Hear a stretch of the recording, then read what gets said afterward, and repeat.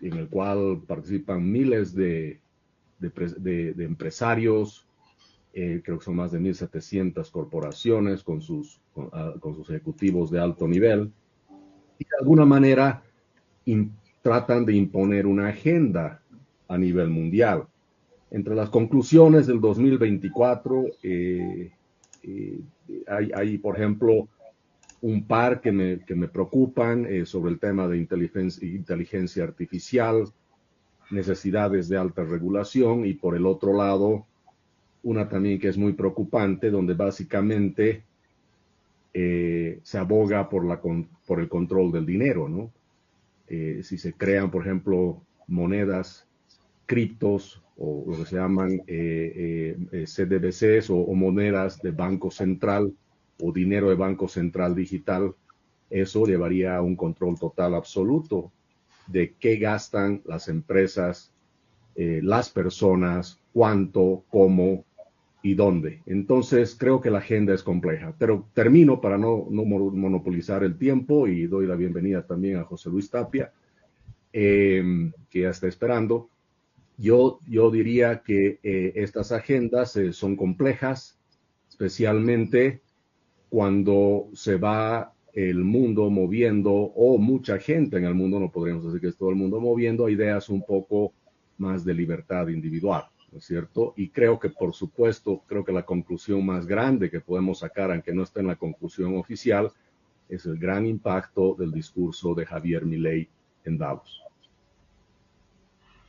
Gracias, Jaime. Bueno, vamos a presentar nuevamente a nuestro invitado especial, como será el doctor José Luis Tapia Rocha.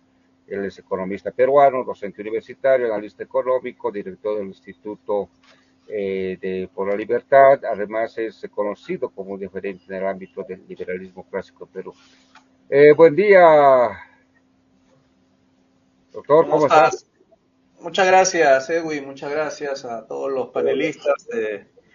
Bien, el impacto para mí de Javier Milei en Davos ha sido el tema de la teoría de las fallas del mercado. Para mí me ha llamado mucho la atención porque él ha señalado, indicado, ha destacado que el corazón del intervencionismo económico se encuentra en un marco teórico que está señalado en la escuela neoclásica. Asume que todos los que estaban presentes, la mayoría conocen esa teoría. Y esa teoría pues le da a los hacedores de política la herramienta intelectual, incluso técnica, para que puedan llegar a la eficiencia paretiana que señalaba él, ¿no? Eficiencia paretiana significa que la mejor norma que se pueda dar en política económica es aquella en la cual al mejorar uno no lo perjudicas al otro. Entonces, eso de la eficiencia paretiana, para él la crítica es que esos supuestos con el que se actúan los hacedores de política, los ministros de economía, los reguladores, los controladores, supervisores y superintendentes, todo, asumen que esos supuestos son verdaderos. Entonces ahí es donde cae justamente la teoría, ¿no? O sea, que no está dando un buen marco teórico, donde los supuestos reflejan la realidad. Fíjense, una nada más le voy a señalar, ¿no?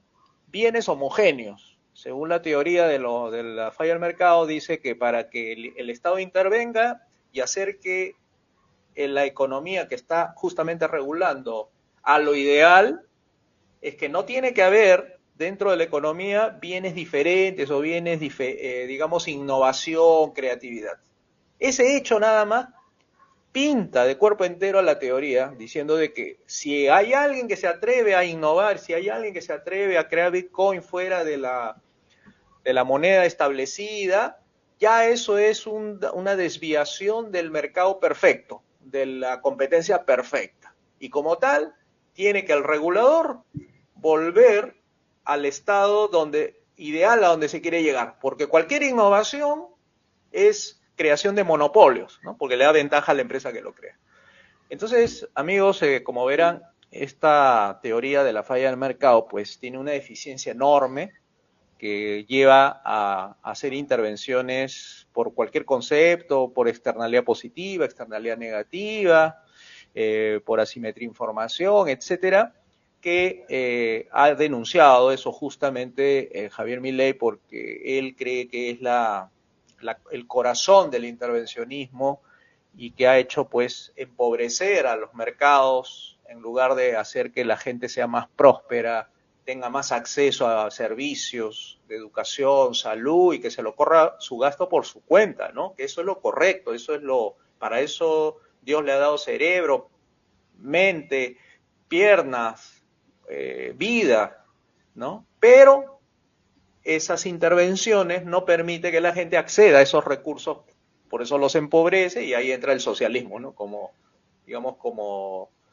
argumento político, ¿no? Donde el argumento político es, si entramos por el camino donde yo no quiero o estoy señalando, dice él, ¿no?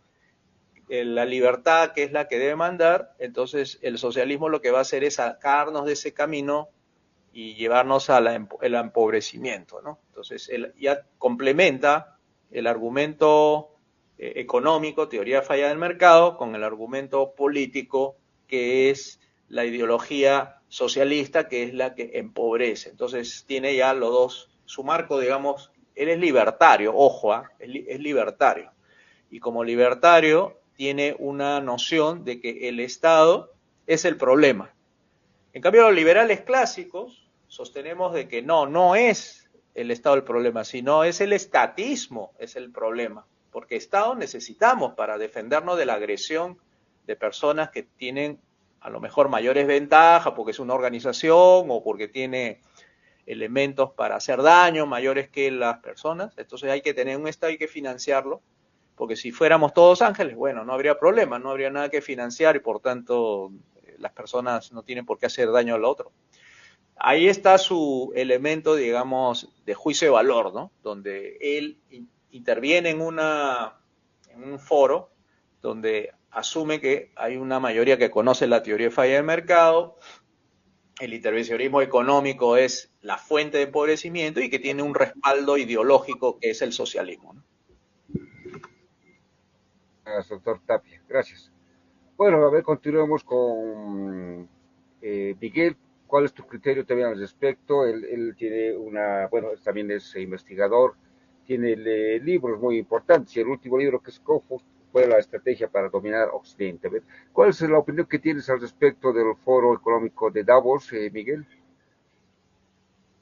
Muy buenos días, o buenas tardes ya aquí a los panelistas, Jaime Dunn y José Luis Tapia. Gracias, Edwin, por esta invitación al programa. En relación al foro de Davos, asistí al discurso de Milei, ¿no? Que comienza diciendo que Occidente está en peligro. Entonces yo voy a acotar aquí un poco para comprensión del público qué es Occidente, ¿no? Cuando él dice Occidente está hablando de la civilización occidental, que somos nosotros, seríamos la cultura occidental cristiana, básicamente, porque ¿qué cosa diferencia Occidente de Oriente? Que Occidente es la cultura occidental cristiana o la civilización cristiana, esos son. ¿Por qué? Porque resulta que Occidente fue fundado sobre la base de 3 pilares. La cultura occidental cristiana o la civilización occidental nace del encuentro de 3 culturas. De la cultura de los griegos se hereda la filosofía. De la cultura de los romanos heredamos el derecho romano. Y de la cultura de Jerusalén se hereda la moral judaico-cristiana. Entonces, por eso que decimos que es la civilización cristiana, ¿no? Ahora, una cosa muy importante. Civilización es religión. ¿Por qué? Porque toda civilización nace de una lengua, religión y alta cultura. Y de estas 3, la más importante es la religión. ¿Por qué? Porque cuando una civilización da la espalda a su religión o decide no tener religión, bueno, vamos a ser una cultura, una civilización sin religión, vamos a ser ateos, digamos, ¿no? O entonces de una religión laica, que es lo que es la propuesta actual, ¿no? Estado laico, entonces como que la religión se vuelve neutral o laica. ¿Cuáles son las consecuencias de una civilización laica o de tener religión laica? Que van a ser absorbidas por una cultura más fuerte que sí tenga religión. ¿Por qué? Porque una civilización laica no se sustenta, es apenas un mandato transitorio. Y esto es el ejemplo de Europa.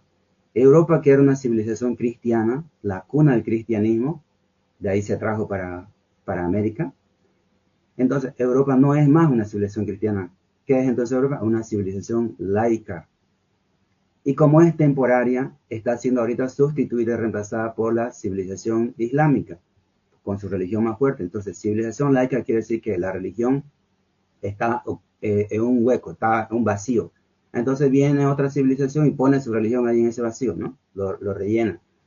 Es lo que está pasando, porque el Estado laico, al ser Europa una civilización laica, entonces en Europa está legalizado oficialmente lo que es consumo de droga, el aborto de los niños, el matrimonio entre personas del mismo sexo, y están comenzando con lo que es eutanasia, suicidio asistido, y la lista no termina, ¿no? Entonces, cuando Milei habla de atacar la agenda, dice, ¿no? Agenda, me imagino se refiere a la agenda progresista, porque él habla de ser pro vida, en favor de la vida, ¿no? Pero él no habla, digamos, de los otros ítems de la agenda, porque ellos no están atacando solamente la vida de los bebés con el tema del aborto. También están atacando la familia con la imposición de la ideología de género y el homosexualismo a los chicos desde la escuela. Entonces las familias se van a perder, ¿no? Al haber legalización del matrimonio entre personas del mismo sexo, entonces está habiendo como una promoción de la promiscuidad y de lo que es homosexualismo, ¿no? Entonces el discurso de Milei en ese sentido, muchos dicen, ya, Milei es pro vida, está bien, es pro vida, pero no significa él no es conservador, ¿no? Eso lo sabemos muy bien, ellos mismos lo dicen, ellos lo saben. Pero ahorita se necesitan las ideas del conservadurismo, y el conservadurismo es completo, no es solo defensa de la vida, es defensa de la vida, de la familia y de la educación, o el derecho de los padres a la educación de los hijos con base en los principios morales que se aprendió de la civilización cristiana, ¿no? Entonces yo cuando escucho a Milei veo un personaje que está al medio, está con un pie en un lado y con el pie a otro lado. Es como si tuviera un pie en una canoa, el otro pie en la otra canoa. Y estas canoas van en direcciones contrarias. Con un pie es a favor del matrimonio entre personas del mismo sexo y en el otro pie es contra el aborto, ¿no? Entonces él no está en un lado. ¿Sí? Entonces, Occidente está en peligro, sí, pero no es solo el comunismo. Hablar solo del comunismo es como atacar solo un esquema. Resulta que Occidente está en peligro, pero son tres esquemas que están atacando Occidente, tres esquemas globalistas o tres esquemas de poder. Uno de ellos, por supuesto, es el comunismo. Gracias. Yo pongo a la cabeza. Continúo después, Edwin, entonces. Gracias por el tiempo. Así vamos a tener dinamicidad, por favor. Jaime, en el contexto de tu primera intervención, tú hablabas sobre el tema de que, bueno, hay una caracterización de lo que ha sido este foro, ¿no? Y es el tema de los representantes de los grupos de corporación, gobiernos, ONGs. Pero, bueno, en aspectos formales, pareciera que van a ayudar al desarrollo, al medio ambiente, etcétera, de todos los países, ¿no? Pero sabemos muy bien que de las declaraciones de Milei, por ejemplo, indicaba claramente que no va a ser así este foro. Y ahí está lo que, bueno, todos hemos ido escuchando, la Agenda 2030, y los riesgos que corre que tiene esta agenda, ¿no? Entonces, esta agenda será todo lo contrario para limitar el desarrollo de los pueblos, bueno, tal vez hasta perjudicar a lo que es el tema de la alimentación, o sea, una serie de hechos que en poco tiempo no podemos explicarlo todo, pero a ver, ¿cuáles serían los aspectos generales, Jaime? Bueno, como decía, mi crítica principal es que se está desde el 1971, este foro de Davos, constituyendo una especie de, entre comillas, gobierno mundial, ¿no es cierto? Imponiendo una agenda que sale de un grupo de personas que nadie conoce y nadie los ha elegido. Y con una potencia de hacer lobby muy grande. Son los expertos de lobby a nivel mundial, por supuesto, y con muchísimos recursos. Tú tienes sentados en esa mesa, si sumarías el patrimonio, incluyendo los fondos Vanguard, Quantum, de George Soros y BlackRock, debes tener prácticamente me animo a decir, la mitad del patrimonio del mundo, ¿no? Sentado en esas mesas. Entonces, yo veo tremendamente complejo esa imposición de agendas, y esa imposición de agendas tienden a moverse rápidamente. Yo creo que todos los ciudadanos deberíamos estar conscientes de que, especialmente los que creemos en los principios de la libertad, estamos siendo amenazados por un grupo de gentes. Ya tenemos suficiente peleando con nuestro municipio, con el alcalde de nuestra ciudad, ya tenemos suficiente de violación a las libertades en nuestros propios gobiernos en cada país, y ahora resulta que va a haber uno que va a haber encima de todos, ¿no? O ya hay uno que está encima de todos, y eso es lo que vuelve todo este tema completamente complejo. Más allá del hecho de que estas agendas, y lo pongamos claro, todos queremos una protección al medio ambiente, por supuesto. La cosa es cómo se pretende hacer.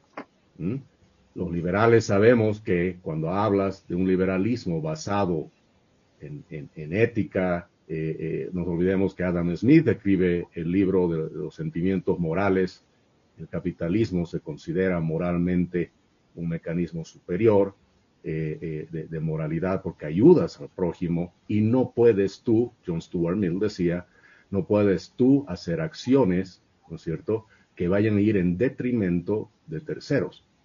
Tu libertad termina cuando empieza la libertad de otros.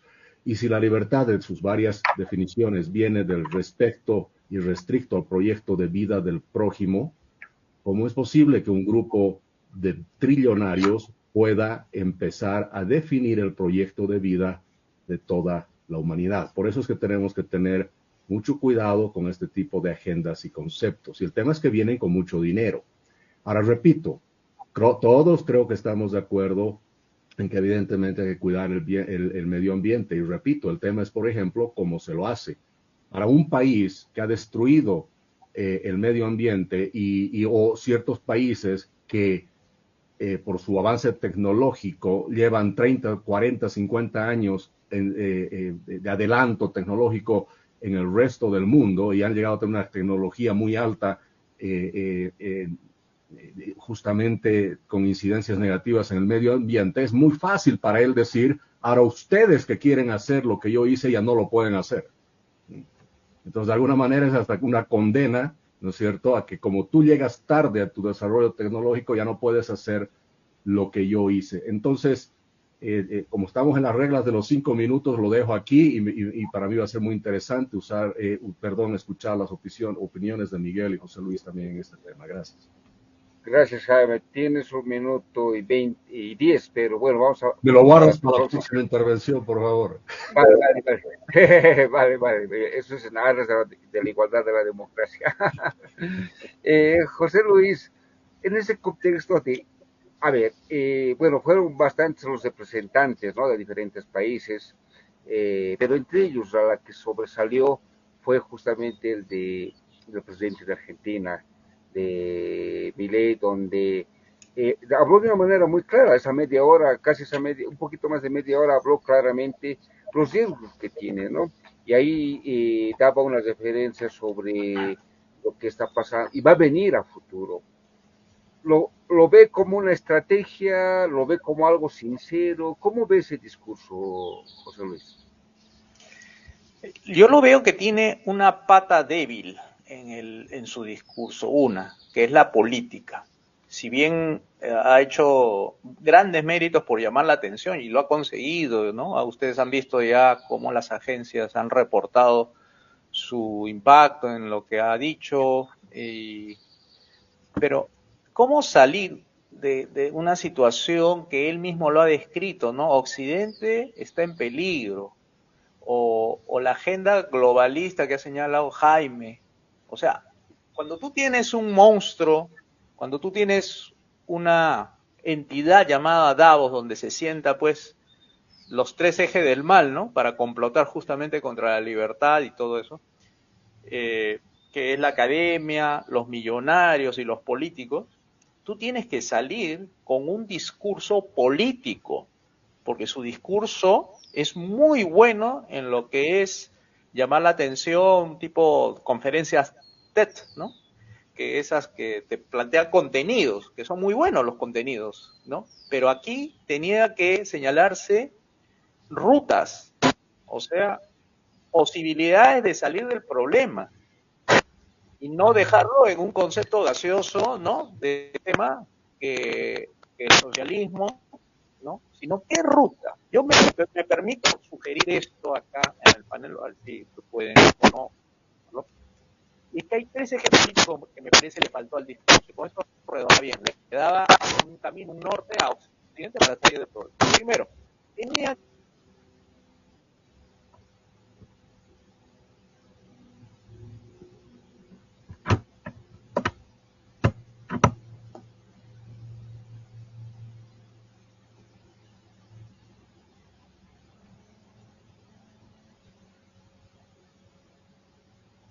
Micrófono, por favor, José Luis, tu micrófono, por favor, tenemos problemas en el micrófono. No, no se escucha. Ahora sí, no tenemos audio. A ver, Miguel, ¿puede hablar para ver el retorno? Miguel, a ver, active su dato, por favor, su micrófono, perdón. Hola. Yo sí escucho, Edwin. Ya. Puede, sí, aquí no tengo retorno, José Luis. A ver, no lo escuchamos, no lo llego a copiar. Puede volver a ver, voy a intentar acelerar de acá, pero va a ser.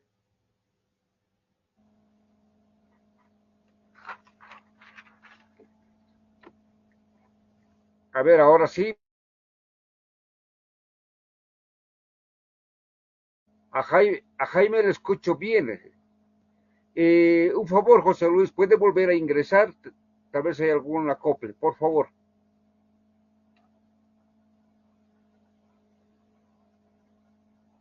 A ver, mientras ingresa el doctor José Luis, bueno, hablaba temas muy importantes, ¿no? De lo que es de lo que es justamente la academia, los millonarios, los políticos, hablaba, ¿no? Y ese discurso que se tiene que tener.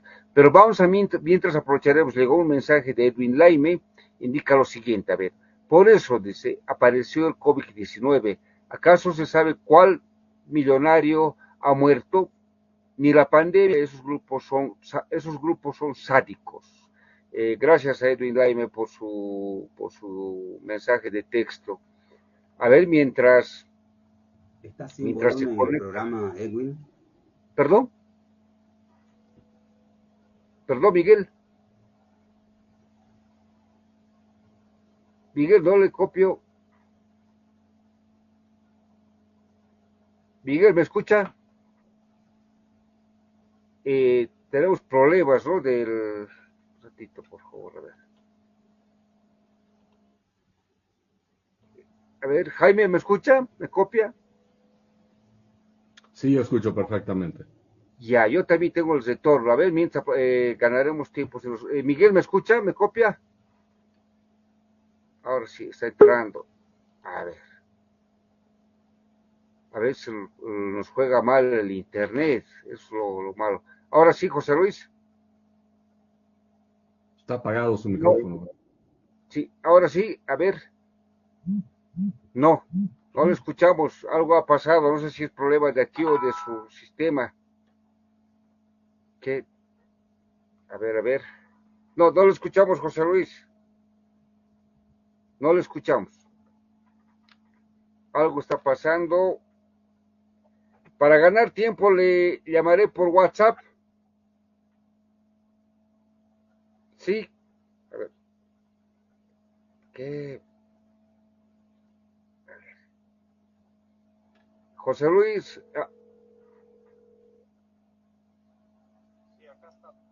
Ya. Ganaremos tiempo por ahí para no perder. Le escuchamos, José Luis. Continuaba. Ya, decía yo que al eje de su discurso debió haber sido político, y me refiero que su planteamiento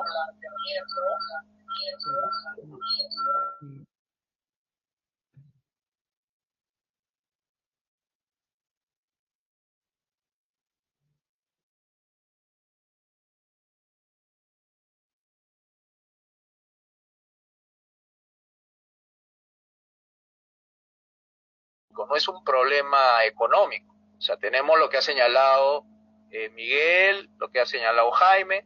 Entonces, ¿cómo abordas un problema político? Con herramientas políticas. Y las herramientas políticas, por lo menos en Davos, tenía que haberse dicho por lo menos en 3 ejes. En el primer eje es el distanciamiento de los acuerdos internacionales lesivos a la soberanía de los países que tratamos de independizarnos de las leyes malas. Y voy a poner ahí el segundo eje. Debió haber propuesto que para tener soberanía y no tener atentados contra la libertad de parte de organismos tipo Fondo Monetario, tipo OIT, tipo Organización Mundial de la Salud, etcétera, tenemos que dejar de importar sus leyes que vienen desde Ginebra, de Washington, París, etcétera, y retomar la soberanía haciéndonos reserva de sus acuerdos internacionales. Ese es en primer lugar.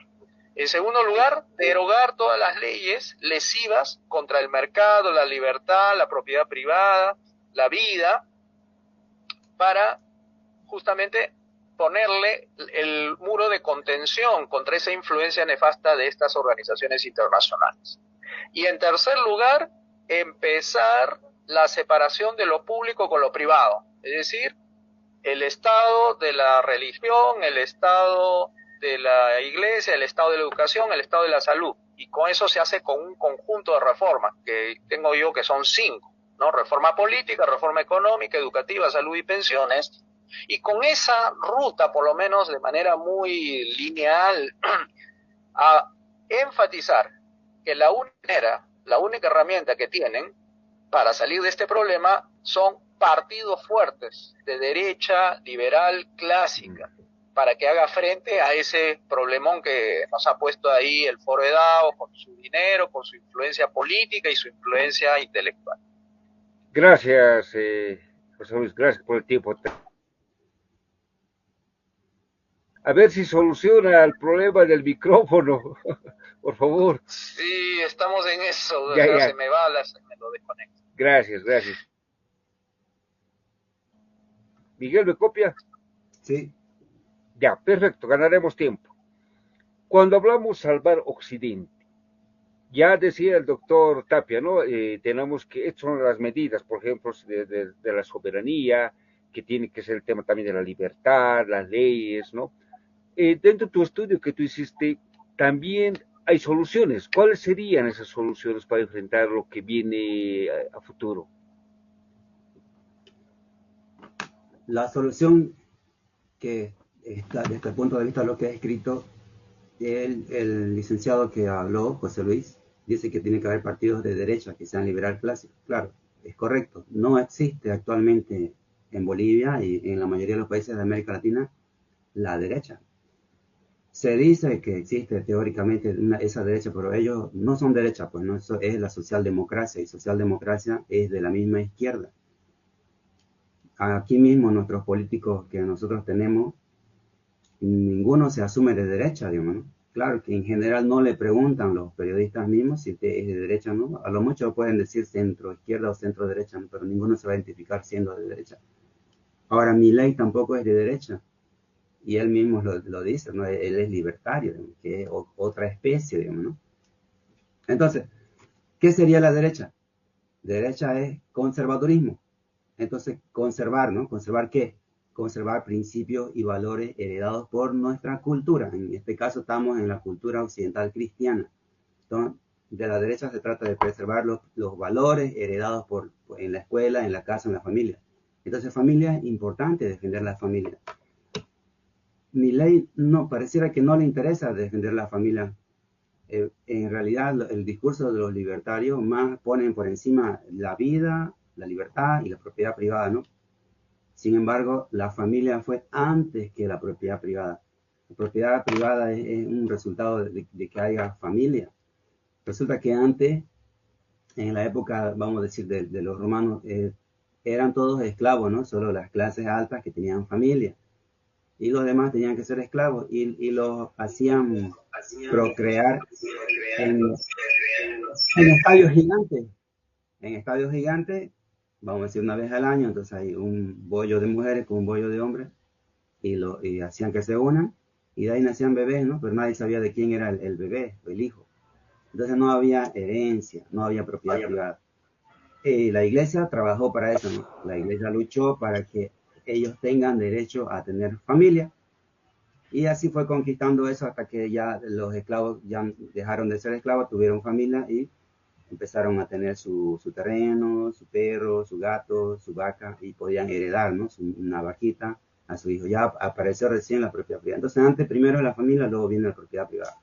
Y esto también fue demostrado cuando Marx piensa que atacando la economía va a destruir la cultura occidental cristiana. Ahí se equivocó, ¿no? Porque no funcionó y luego vino George Lucas más adelante a decir, no, para destruir el capitalismo o para destruir Occidente no hay que atacar primero el capitalismo o aquí la propiedad privada, primero hay que atacar en la cultura, dice, ¿no? En el edificio de arriba, no en el de abajo. Entonces por eso que actualmente ya tenemos ese ataque dentro de la cultura. O sea, no es directo en la propiedad privada. Y eso lo entendió también Stalin antes de escribir, ¿no? Porque el que escribió fue Antonio Gramsci, ¿no? Y también en la escuela de Frankfurt escribieron esto, que no es atacando la propiedad privada, sino primero es atacando los valores en la cultura y después ahí ya la propiedad privada va a desaparecer, como dicen los del foro de Davos, ¿no? No tendrás nada, pero serás feliz. O sea que la propiedad privada va a desaparecer. Entonces, Stalin, ¿qué dijo? Dijo, América es un cuerpo muy saludable y su inmunidad es un trípode, su moralidad, su religiosidad y su patriotismo. Y si logramos destruir estas tres cosas desde dentro, América irá a desmoronarse por sí sola desde dentro. Entonces, ahí está mandando a que por dentro tienen que atacar a América los valores, ¿no? Su religiosidad, su moralidad, su patriotismo, todo esto son valores. Entonces, Stalin, Antonio Gramsci y la escuela de Frankfurt hablan lo mismo, lo que Karl Marx no había entendido. Karl Marx era todo atacar propiedad privada y así pensaba destruir a la familia. Sin embargo, no. Aquí primero hay que destruir la familia y después va a desmoronarse la propiedad privada. Entonces, por eso es importante defender la familia. Y no es solo hablando contra el abortismo o contra el feminismo, como hace Milei. O sea, Milei tiene un pie en la izquierda y un pie en la derecha. Su pie en la derecha es cuando dice que es contra el aborto, es a favor de la vida. Ya, amén, gracias. Estás del lado del conservadurismo, la derecha. Pero su pie a la izquierda es cuando dice que es favorable al matrimonio entre personas del mismo sexo. O sea, le da lo mismo. Entonces tiene un pie en la izquierda. O sea, está al medio, está como neutral. Y eso está como que, para los incautos, pues piensan que es de derecha, ¿no? Piensan que es opositor, pero no es. A ver, otra cosa. Lo que está en juego se llama nueva orden mundial. Una sola moneda, un solo gobierno, una sola religión mundial, una sola policía. ¿Y quiénes están persiguiendo nueva orden mundial? Son tres esquemas de poder. Un esquema es la China con Rusia, ¿no? China, Rusia más el Foro de Sao Paulo es un esquema de poder. Y lo termino solo dictando nomás. El otro esquema es el esquema globalista, que actúan también a través del Foro de Davos, claro. Y otro esquema es el esquema islámico, que lo puedo desenvolver en mi siguiente intervención. Sí, gracias. Gracias por el tiempo, Miguel. Jaime, cuando Milei habla sobre el tema de lo que es el globalismo, ¿habrá una diferencia entre lo que es el globalismo y la globalización? ¿O cómo tú lo analizas, Jaime?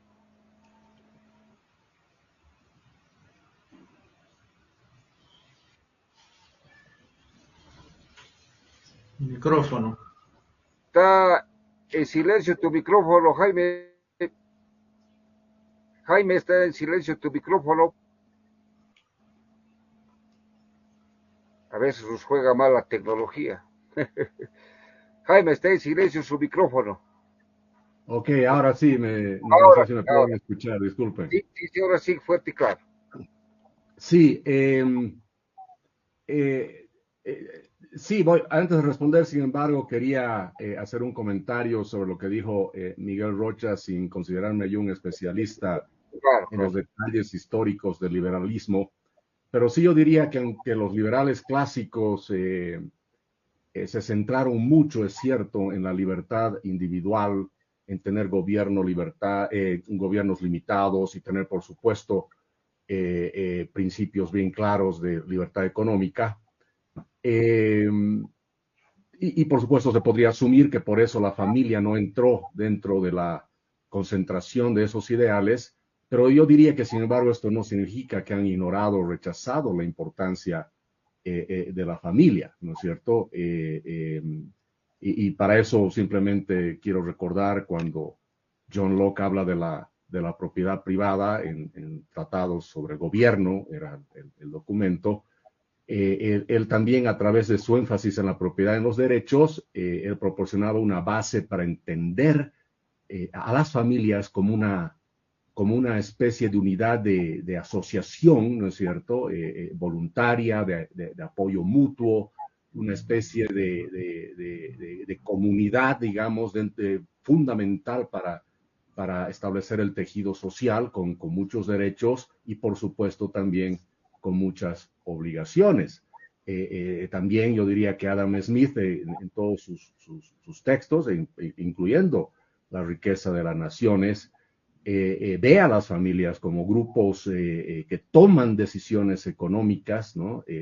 Aunque sea entre comillas de forma colectiva, lo hacen en un interés de grupo y apoyo mutuo, como lo harían los individuos. Respecto al tema de la globalización, y si entendí bien la pregunta, Edwin, a ver, es cierto que después de la pandemia el mundo está entrando más bien en una situación de desglobalización, cuando lo vemos desde el punto de vista económico, ¿no es cierto? Hemos visto que un país no puede depender del comercio internacional de un país que está al otro lado del mundo. Es mejor hacer negocios con los países que tenemos cerca primero. El caso de Bolivia, por ejemplo, ¿no? Y te pongo un ejemplo.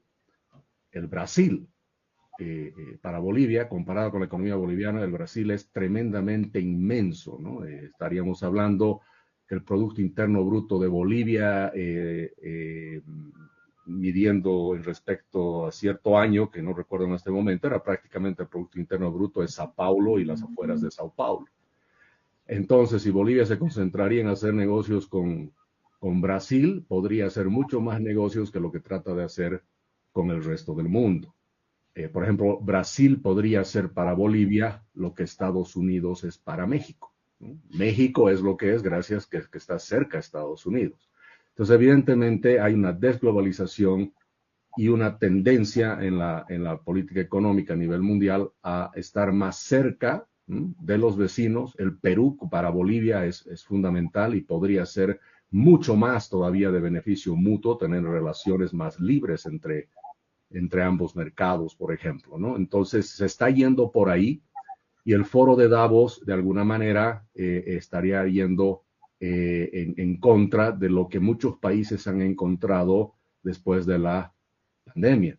El mismo país, México, ¿no es cierto?, ha ahondado, a pesar que tenemos un gobierno de izquierda en este momento, con López Obrador, ha ahondado y ha perseguido todo lo que puede para conseguir más acuerdos con los Estados Unidos, con el imperio, con el gran capitalista, a tal punto que Tesla ha dicho que va a abrir una fábrica de 50,000 millones de dólares en México, ¿no es cierto? Porque la economía al final está más allá de la ideología. Y por supuesto, para tener ese tratado de tener una fábrica como Tesla en México, lo que va a buscar la empresa Tesla es primero seguridad jurídica, respeto a la propiedad privada, Estado de Derecho, y de alguna manera lo que está pidiendo son los principios básicos de la libertad que existan en México para el poner la planta de Tesla.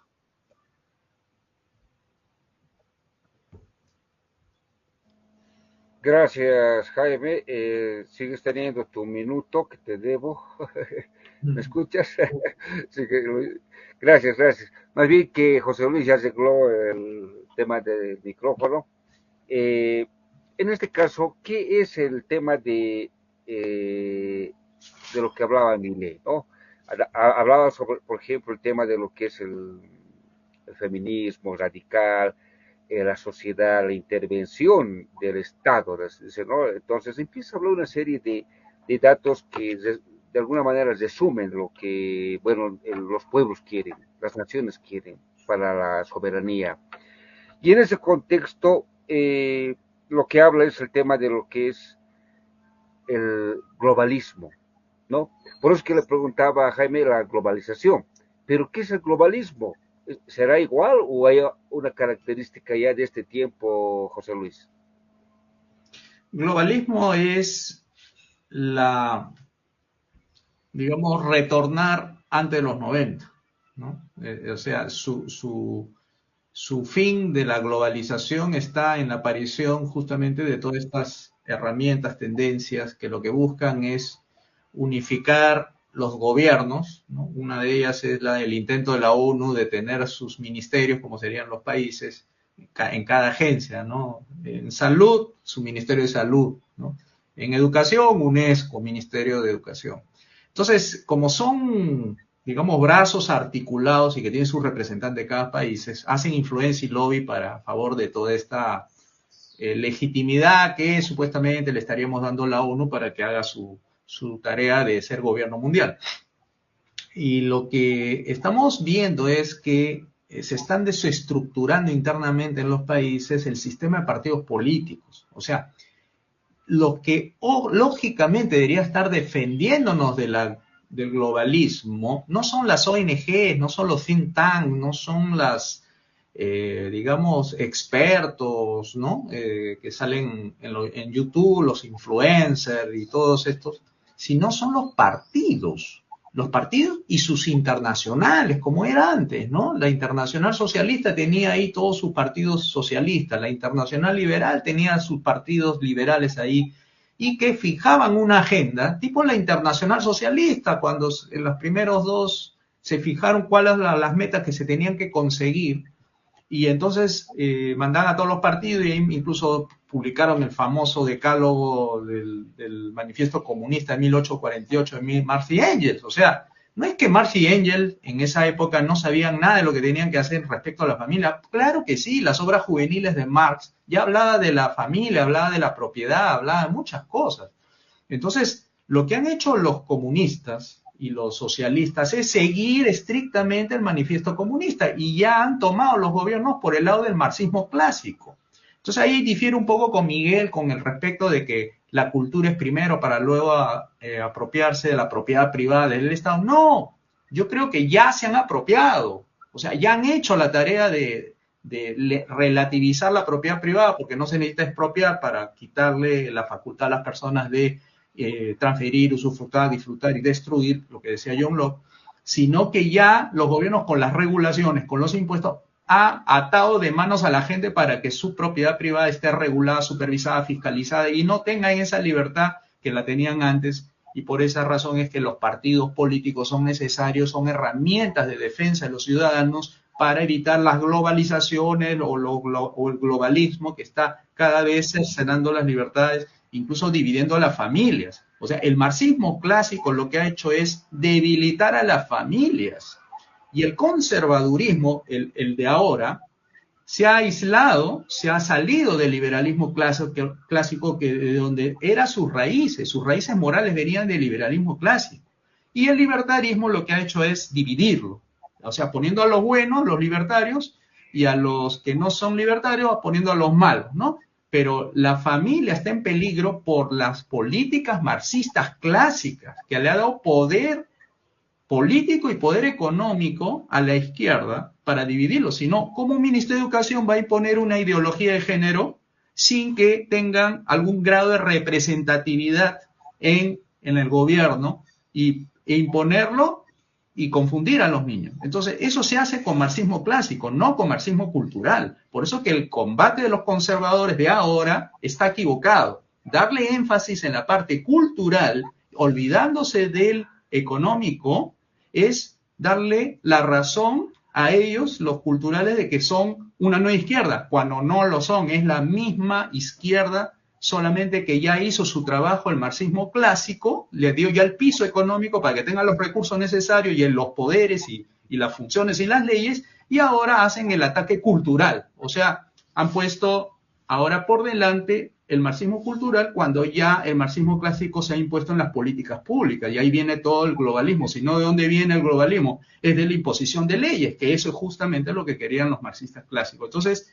lo que hay que hacer es jalar a todos los conservadores para que sean completos los conservadores. Los conservadores no están completos porque simplemente defienden la vida hasta la concepción y punto. Y se olvidan los conservadores de la vida de las personas una vez que salen del vientre materno hacia adelante. Y ahí no hacen énfasis en el libre mercado, no hacen énfasis en la propiedad privada, no hacen énfasis en los partidos liberales clásicos, ni mucho menos. Entonces, creo que hay que reunificar, como hizo Frank Meyer, como está haciendo Ron Paul, o como lo hizo en España Praxede Mateo Sagasta, para unificar al conservadurismo con el liberalismo. O sea, que retornen los conservadores al vientre liberal clásico, ¿no? Muchas gracias. Gracias, José Luis. Miguel, a ver, para darle por alusión, tal vez, le damos los 5 minutos. Luego vamos a entrar ya a las partes de las conclusiones. Gracias. En primer lugar, yo veo que la mayoría de la gente no entiende la diferencia entre los conceptos. Globalismo es una cosa y globalización es una cosa totalmente diferente. Una cosa no tiene que ver con la otra. Entonces, globalización es un concepto económico. Aquí se trata de hacer negocio, ¿no?, con el mundo entero. Concepto económico. Y globalismo es un concepto político. Entonces, ¿qué es globalismo? Globalismo es lo que promueve una nueva orden mundial. Tampoco podemos ignorar eso. ¿Quiénes están buscando una nueva orden mundial? Son 3 competidores. Ejemplo, en el discurso de Maduro, de los mismos mandatarios de Bolivia, siempre hablan de una nueva orden mundial. Y ellos quieren unirse a ¿cuál nueva orden mundial? ¿A cuál de las 3 nuevas orden mundial? A la nueva orden mundial de China y Rusia. A esa quieren unirse, esos son sus aliados. ¿Y cuál es la otra nueva orden mundial que están proponiendo o están compitiendo para llegar ahí al trono, ¿no?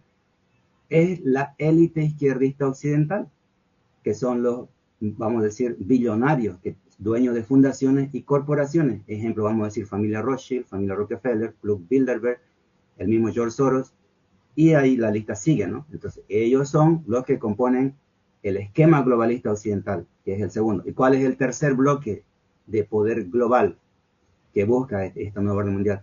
Es el esquema islámico, compuesto por la hermandad islámica y su yihad islámica, que se trata de la conversión al Islam por la fuerza, ¿no? Entonces, ese mandato de ellos lo tienen en el Corán, en la Sura 933, donde ellos dicen que el Islam debe expandirse por toda la faz de la tierra y estar encima de todas las religiones, les guste o no les guste a los infieles. ¿Quiénes son los infieles? Nosotros, católicos, evangélicos, budistas, cualquiera que no sea musulmano es un infiel para ellos. Y podemos hacer esto por las buenas o por las malas, ¿no? Así termina su versículo. Entonces ellos están haciendo esto y lo hemos visto, como están entrando por la fuerza de Israel, matando prácticamente, ¿no? Entonces son 3 esquemas de poder global. Ahora, ¿cuáles son las agendas? Son diferentes, pues obviamente. ¿Cuál es la agenda del esquema comunista, por ejemplo? Del esquema comunista. Su agenda es la que todo el mundo conoce. Ellos, como dijo Nikita Khrushchev, que las 2 armas más importantes en la guerra son el fraude y las drogas. Entonces ellos mueven con estas cosas. Las mismas cosas que hacían los exguerrilleros: asalto, secuestro, robo, explosiones. Es todo lo que ellos hacen, ¿no? Siguen haciendo. Por eso hay avasallamiento y hay desfalco, hay secuestro. Y dentro del Foro de Sao Paulo, las mismas Fuerzas Armadas Revolucionarias de Colombia son miembros, ¿no? Por eso que el Foro de Sao Paulo es una organización internacional de partidos legales junto con organizaciones ilegales del crimen y narcotráfico. Entonces hay una parcería entre esos partidos de izquierda con el narcotráfico, con los guerrilleros de la FARC y otras facciones. Entonces eso es lo que ellos manejan. Ahora, completando, ellos también promueven, por supuesto, lo que es el aborto o las drogas o el homosexualismo, pero no es algo relevante, porque ¿cuál es la ideología del comunismo? Es la moral leninista. ¿Cuál es la moral leninista? Que no existe verdad, solo interesa lo que favorece al partido o lo que perjudica al partido. O sea, solo hay interés, no hay verdad, digamos. Y el globalismo, el esquema de la élite globalista occidental, es el que ya es conocido, ¿no? Vamos a decir que es la agenda progresista, desde el aborto hasta la eutanasia, el suicidio asistido, toda esa lista. Ellos no están mucho metidos en lo que es avasallamiento, esto es para los comunistas. Y el esquema islámico, un solo objetivo, islamización de todo Occidente, empezando por Europa, luego sigue América. Entonces, lo que ellos están atacando sería ¿qué? La moral cristiana, o sea, ellos quieren acabar con el cristianismo. El comunismo y el globalismo están imponiendo lo que es Estado laico, ¿no? El Estado laico es convertir una civilización laica. Y lo otro, islámico. Bien.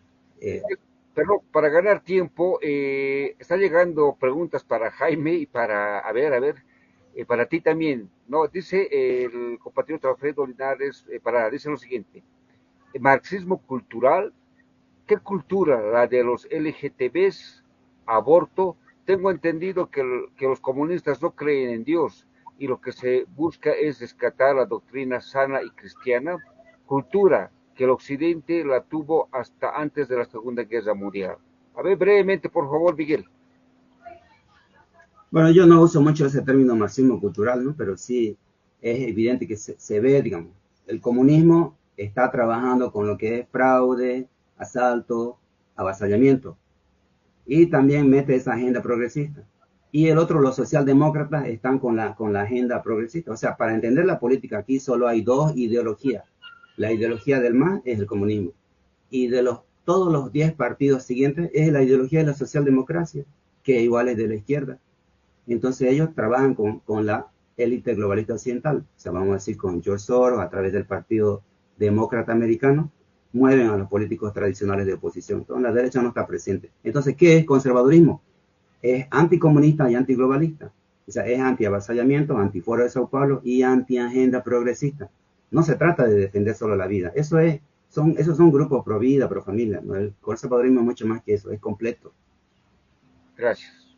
Gracias, Miguel. Bueno, ya estamos en el final del programa, simplemente a 2 minutos les insinuo, por favor, para que podamos las palabras de despedida de evolución. Pero hay una pregunta que llega para Jaime y José Luis, es también del mismo compatriota Alfredo Linares, dice lo siguiente, por lo que veo que Jaime y José Luis no practican y están del lado de los conservadores, lo que los hace que sean apegados a las dogmas comunistas, socialistas, populistas e izquierdistas, indica eso. Bueno, a ver, les doy el derecho a la réplica. Jaime, y para ya también despedirnos. A 2 minutos, por favor. Gracias. Yo creo que ese comentario viene justamente por esta confusión de términos, ¿no es cierto? Especialmente cuando hablamos de progresismo, aliado más a políticas socialistas comunistas. Entonces, por deducción, podríamos decir que los conservadores estarían del otro lado, ¿no es cierto? Así es como deberíamos ver. Pero lo que sucede en todo esto es que realmente hay una gran confusión. Traigo a colación, por ejemplo, la gran discusión que hay. Es más, yo había escrito un artículo, una columna cuyo título es ¿a qué eres liberal y no lo sabes?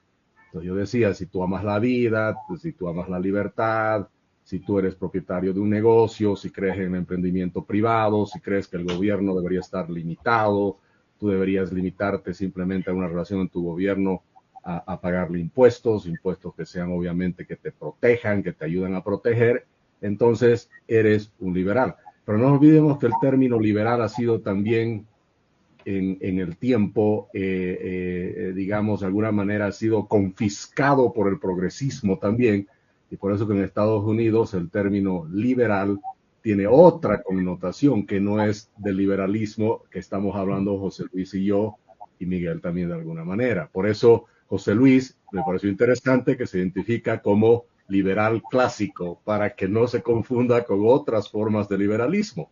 El libertarianismo también no es igual que el liberal clásico, hay muchas formas de pensar. Lo que yo sí le puedo decir a esa persona que por lo menos si ve lo que escribo, lo que digo, lo que comento, se va a dar cuenta que yo estoy en el lado liberal, hablemos de liberal clásico, de un profundo creyente en la defensa y el derecho a la vida, la libertad y por supuesto la propiedad privada, y le aumentaría la búsqueda de la felicidad como un derecho inalienable de todos los ciudadanos.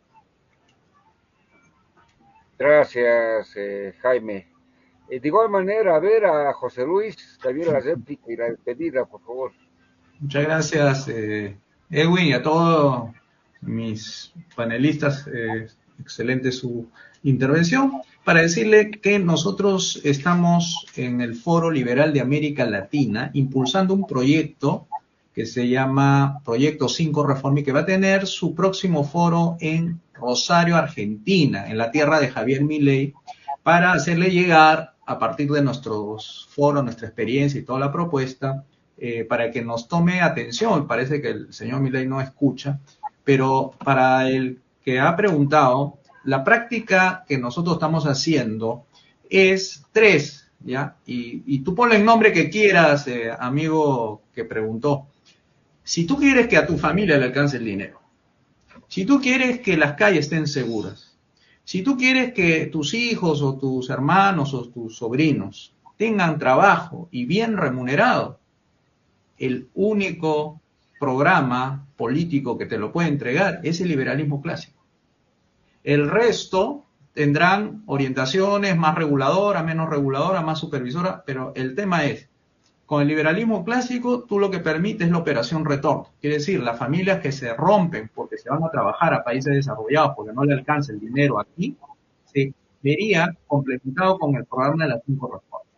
Entonces, yo le agradezco a Edwin, a Jaime, a Miguel, el hecho de haber participado y habernos ilustrado sus puntos de vista, porque enriquecen el debate y sobre todo que la gente pueda sacar sus propias conclusiones respecto a lo que hemos estado señalando. Entonces no se olviden, el sábado 6 de abril en Rosario, Argentina, el Foro Liberal está organizando su 9º Foro Liberal, y en el caso de Perú nosotros estamos representados en el movimiento 5 Reformas, que lo pueden buscar en 5reformas.com, 5 con número, y estaremos atentos para los peruanos que están en Bolivia, si tienen interés en saber nosotros, ahí está la página web. Y muchas gracias, Edwin, de nuevo. Gracias, José Luis. Lo propio, 2 minutos, Miguel, ya para irnos. Sí, como yo toqué el tema de la familia, quería hacer énfasis que no es que están trabajando para destruir la familia, no. Lo que están trabajando es para destruir algunas familias, la clase popular. O sea, la familia de la clase popular la que está siendo atacada. La familia de la élite dominante no, ellos conservan su familia, pero quieren que ustedes destruyan su familia, que hagan orgías, que se junten con personas del mismo sexo, todo eso, ¿no? Es lo que ellos promueven, pero cuidan ellos y educan bien a sus hijos correctamente. Por eso que para defender la cultura occidental cristiana son 3 pilares básicos. Uno de ellos es que tenemos que tutelar la vida desde la concepción hasta la muerte natural. Bien, ahí Milei, palmas para Milei, ahí no. El segundo aspecto es que tenemos que defender la familia natural. Natural significa proyecto de Dios, entonces casamiento solo entre hombre y mujer. Ahí Milei tiene que reflexionar o rever ese concepto que tiene. El tercer punto es el derecho de los padres a la educación de sus hijos con principios y valores que de nuestra sociedad o nuestra cultura occidental cristiana, ¿no? Entonces, esos 3 puntos son importantísimos. Resulta que estamos descuidando la educación de nuestros hijos. Acá voy a decir, la educación o modelo educativo tradicional fue reemplazado por modelo tradicional constructivista, donde ya el profesor no es el eje central de la educación, sino es el alumno, está invertido. Y no hay jerarquía. Antes, en el modelo tradicional, el profesor es el eje central de la educación y existe jerarquía. El profesor manda a los alumnos y ahora no es así, pues es al revés. Prácticamente el alumno manda al profesor y hasta manda hasta en la casa. Y el profesor no puede castigar, no puede dar tareas, no puede aplazar. Y esto es consecuencia del modelo constructivista diseñado por esa gente comunista como Jean Piaget, Emilia Ferrer y Vygotsky y otros actores. Entonces tenemos que hacer como los chinos. Los chinos aplican el modelo tradicional, pero nos dan a nosotros el constructivista para que seamos atrasados, ¿no? Y ellos están en el ranking, en el primer lugar en el ranking de inteligencia, porque usan el modelo tradicional. Entonces no debemos dejar que nos engañen por ese lado, ¿no? Entonces, otro, para acotar, para terminar, cuando yo hablé de los 3 esquemas de poder global, globalismo, islam, esto es algo que no lo sabe la mayoría. Es como una película. solo sus magnates saben, no hay público, más o menos así. Gracias, Miguel. Bueno, Camila, llegamos de esta manera al final del programa. Agradecemos a nuestros invitados, a Jaime Dum, a José Luis Tapia, a Miguel Rocha por su participación. Posiciones que queremos que llegue a la población, a la sociedad, y ellos son los que, bueno, van a tener la opinión, ¿no? Porque nosotros somos generadores de opinión, nosotros llevamos la información. Bueno, Jaime, muchas gracias por estar en Contraparte. Hasta pronto. Gracias, Edwin, José Luis, Miguel, un fuerte abrazo. Mira también. Gracias. Lo propio, José Luis. Hasta pronto. Gracias. Muchas gracias a todos ustedes.